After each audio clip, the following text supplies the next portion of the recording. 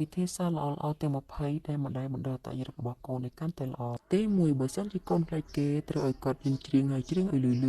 2បើកូនមានចិត្តអន្ទាសារគ្មានអំណត់ឲ្យកូនលេងល្បែងគំរូ3បើកូនមានចរិតចូលចិត្តតមាត់សូមអានមេរៀនឲ្យកូនស្ដាប់4បើកូនខ្វះភាពអំណត់សូមឲ្យកូនរៀនសរសេរអក្សរផ្ចង់5បើកូនមានចរិតចូលចិត្តយំសូមឲ្យកូនលេងគូរូប6បើកូនមានចរិតខ្វះចំណូលចិត្តសូមឲ្យកូនឡើងបង្ហាញទេពកោសល្យដែលខ្លួនមាន7បើសិនជាកូនមានចរិតពឹងផ្អែកខ្លាំងទៅលើពុកម្ដាយនិងដទៃត្រូវប្រែឲ្យគេធ្វើការងារផ្ទះ8បើសិនជាកូនមានអត្តចរិតឆេវឆាវត្រូវឲ្យកូនរៀនលេងអប់9ប្រសិនបើកូនពុំសូវមកកលនិងខ្សោយទំនាក់ទំនងត្រូវនាំកូនទៅចូលរួមក្នុងកម្មវិធីដែលមនុស្សច្រើនដូចជាការតាំងពិព័រណ៍និងការញ៉ាំការជាដើម10ប្រសិនបើកូនមានអត្តចរិតកង្វះការអត់ធ្មត់សូមឲ្យកូនរៀនរត់ហាត់ប្រាណ11ប្រសិនបើកូនមានអត្តចរិតទម្លាប់បន្ទោហូតកូនរអ៊ូច្រើនសូមឲ្យគេសរសេរកំណត់ហេតុប្រចាំថ្ងៃ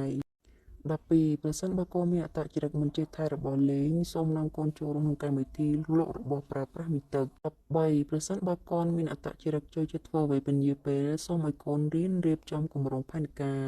14ប្រសិនបើកូនមានអត្តចរិតខ្វះចិត្តមេត្តានិងអាណិតសូមឲ្យកូនមើលថែសត្វចិញ្ចឹមដូចជាឆ្កែនិងឆ្មានៅក្នុងផ្ទះ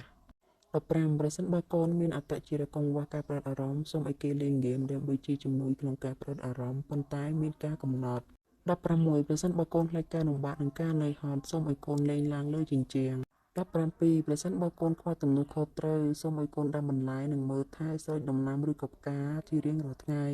18ប្រសិនបើកូនមានអត្តចរិតចូលចិត្តប្រៀបធៀបសូមនាំកូនទៅកន្លែងចែកអំណោយឬទៅកន្លែងដែលក្រខ្សត់19ប្រសិនបើកូនអ្នកមានអត្តចរិតអាត្មានិយមសូមឲ្យគេចូលរួមកម្មវិធីចែករំលែកអាហារឬរបស់លេងផ្ទាល់ខ្លួនរបស់គេ20ប្រសិនបើកូនអ្នកមានអត្តចរិតកង្វះការយល់ដឹងពីពេលវេលាសូមឲ្យកូនអ្នកជាអ្នកមើលម៉ោងដល់ម៉ោងចេញដំណើរកូនអ្នកជាអ្នកប្រាប់អ្នកវិញ